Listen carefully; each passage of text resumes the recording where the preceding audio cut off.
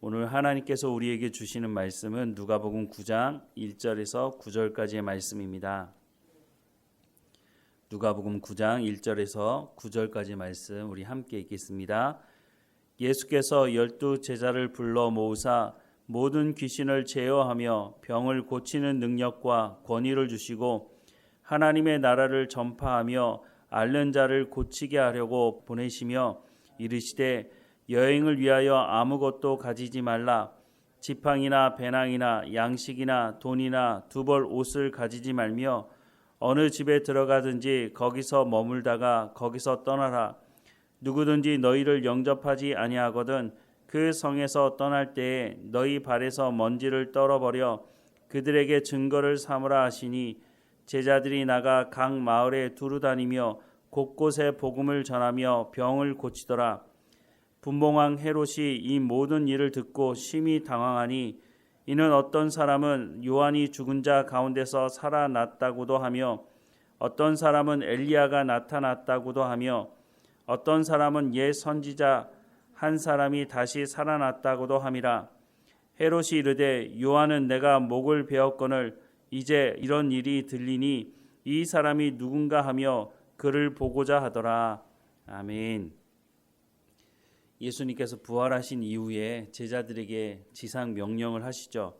마태복음 28장 18절에서 20절 말씀에 보면 예수께서 나와 말씀하여 이르시되 하늘과 땅의 모든 권세를 내게 주셨으니 그러므로 너희는 가서 모든 민족을 제자로 삼아 아버지와 아들과 성령의 이름으로 세례를 베풀고 내가 너희에게 분부한 모든 것을 가르쳐 지키게 하라. 볼지어다 내가 세상 끝날까지 너희와 항상 함께 있으리라 하시니라 라고 말씀하고 있습니다. 이 말씀을 하시고 예수님 승천하셨죠. 이 사명을 오늘 우리에게도 주셨고 하나님의 말씀을 전하는 일들을 많은 사람들이 전했고 그래서 오늘 우리가 복음을 듣게 된 것도 하나님의 말씀에 순종한 사람들이 있었기 때문인 것입니다. 그런데 예수님께서 승천하시기 전에 제자들에게 사전 연습을 시키는 것이 바로 오늘 본문의 말씀으로 보입니다. 1절부터 6절 말씀을 다시 보면 예수께서 12 제자를 불러 모으사 모든 귀신을 제어하며 병을 고치는 능력과 권위를 주시고 하나님의 나라를 전파하며 앓는 자를 고치게 하시려고 내보내시며 이르시되 여행을 위하여 아무것도 가지지 말라. 지팡이나 배낭이나 양식이나 돈이나 두 벌 옷을 가지지 말며 어느 집에 들어가든지 거기서 머물다가 거기서 떠나라. 누구든지 너희를 영접하지 아니하거든 그 성에서 떠날 때에 너희 발에서 먼지를 떨어버려 그들에게 증거를 삼으라 하시니 제자들이 나가 각 마을에 두루 다니며 곳곳에 복음을 전하며 병을 고치더라 라고 말씀을 하고 있습니다. 복음을 전하는 사람들에게 있어서 가장 중요한 것을 말씀을 하고 있는데 그냥 보내지 않으시고 예수님께서 복음을 전할 뿐만 아니라 귀신을 내쫓고 병을 고치는 능력도 주셨다고 말씀을 하고 있습니다. 말씀을 전할 때에도 자신의 말을 전하는 것이 아니라 하나님의 말씀을 전해야 한다는 것입니다. 어떤 사람들은 보면 자기 간증하니라고 정신이 없습니다. 물론 하나님을 체험한 것에 대한 간증을 할 수도 있지만 핵심적인 하나님의 말씀을 전하지 못한다면 그 사람에게 하나님의 말씀을 복음을 제대로 전했다고 말할 수는 없을 것입니다. 우리가 복음을 전할 때 이 태도와 자세를 가져야 합니다. 중요한 것은 하나님이 누구이시고 예수님이 누구이신지에 대한 말씀을 전하는 것이 복음을 전하는 데 있어서 가장 중요한 것이라고 하는 것입니다. 죄의 문제를 해결하시고 우리와 하나님과의 관계를 원수된 관계였던 우리를 회복하셔서 하나님과 화목된 관계로 이루게 하신 분이 바로 예수님이라고 하는 것. 그래서 예수 그리스도를 믿음으로 말미암아 구원을 얻는다고 하는 이 복음의 핵심적인 말씀을 전해야 하는 것을 말씀해 주고 있는 것입니다. 그래서 복음을 전할 때는 항상 겸손해야 합니다. 내가 능력이 있어서 내 말을 전하는 것이 아니라 물론 내가 체험한 것을 간증할 수는 있지만 예수 그리스도가 드러나야 하지 내가 드러나게 된다면 그것은 복음을 제대로 전한 것이라고 할 수가 없는 것이죠. 이 복음을 전하는 것을 통해서 교회가 교회다워질 수 있고 성도가 성도다워질 수 있다는 것도 기억해야 합니다. 우리가 복음을 전하려고 하면 하나님에 대해서 알지 못하면 어떻게 복음을 전할 수 있겠습니까? 우리가 예수님을 경험해 보지 않는다면 어떻게 복음을 제대로 전할 수가 있겠습니까? 그러니 복음을 전할 수 있다고 하는 것은 우리가 하나님이 누구이신지를 알고 예수님을 경험하고 우리가 구원받은 성도라고 하는 것을 우리 스스로가 입증하는 것이기 때문에 복음을 전하는 것이 우리 가운데 때로는 부담이 될 수도 있을지 모르지만 우리가 복음을 전하는 것을 통해서 우리가 하나님의 자녀라고 하는 것을 분명하게 보여줄 수 있는 또 증거이기도 한 것입니다. 이런 복음이 전해지자 이 복음의 소식을 듣고 기뻐하는 사람도 있겠지만 이것에 대해서 거부하는 사람도 있음을 알 수 있습니다. 오늘 본문에 보면 분봉왕 헤롯이 등장합니다. 이 분봉왕 헤롯은 헤롯 안티파스라고 하는 사람인데 이 사람이 세례 요한을 죽였던 사람이죠. 세례 요한을 죽인 이유가 있었는데 그것은 헤롯이 불법적인 결혼을 했기 때문인 것입니다. 자기의 아내가 있음에도 불구하고 이혼하고 자기의 제수를 자기의 아내로 받아들였고 이 제수였던 헤로디아라고 하는 이 여자가 이 결혼에 대해서 잘못된 결혼이라고 말하는 세례 요한이 눈의 가시와 같은 존재였죠. 그런데 좋은 때가 되었다고 생각할 때에 세례 요한의 목을 요구했고 헤롯이 세례 요한을 죽이는 말씀을 성경을 통해서 우리가 보게 되는 것입니다. 하나님의 말씀을 전할 때에 모두가 다 환영하는 것은 아닙니다.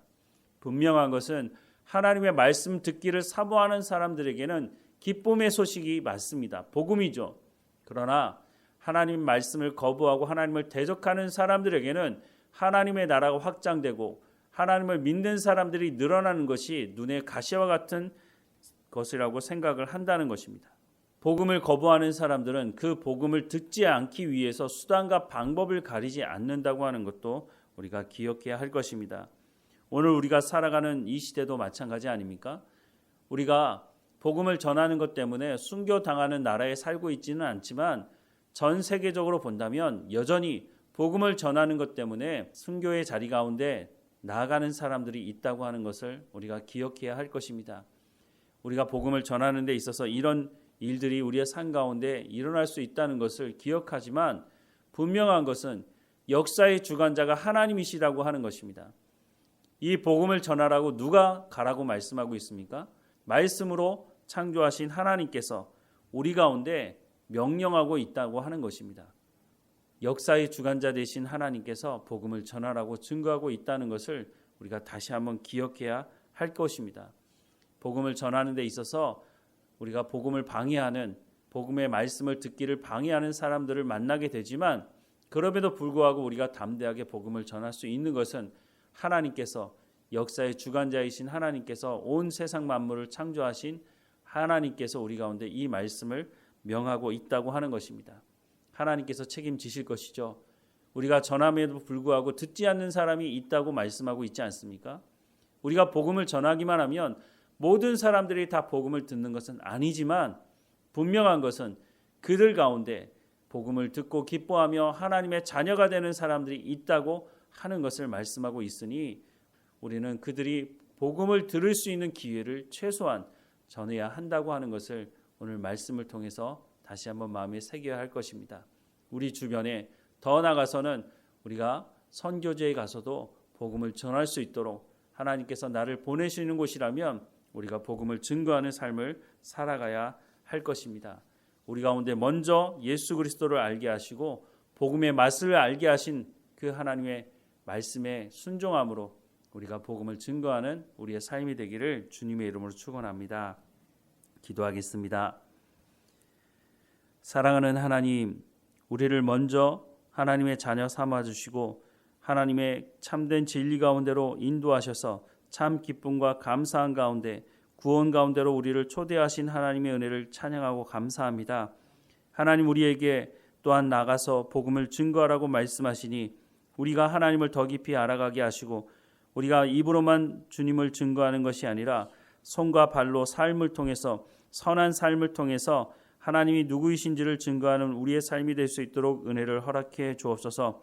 우리 주변에 또한 더 나아가서는 우리가 갈 수 있는 곳으로 가서 복음을 증거할 수 있도록 하나님, 그들 가운데 복음을 듣고 하나님의 자녀가 될 사람들이 있다는 것을 말씀하고 있으니 우리가 평생 하나님의 말씀에 순종하며 복음의 증거자로 살아갈 수 있도록 은혜를 허락해 주옵소서.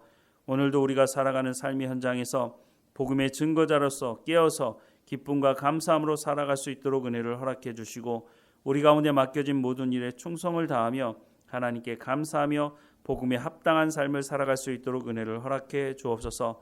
하나님 오늘도 우리와 함께 하시고 인도하실 하나님께 감사하고 예수님의 이름으로 기도드립니다. 아멘.